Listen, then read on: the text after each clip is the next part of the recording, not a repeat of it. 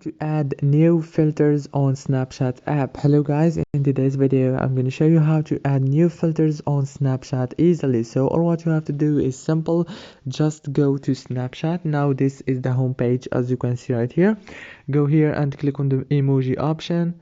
Now click on the emoji and go to the search option to search for new filters. For example, I'm gonna choose this filter right here. I'm gonna choose this one.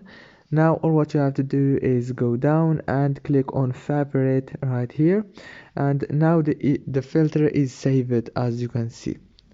It's very easy. Let's try it to this filter right here and click favorite.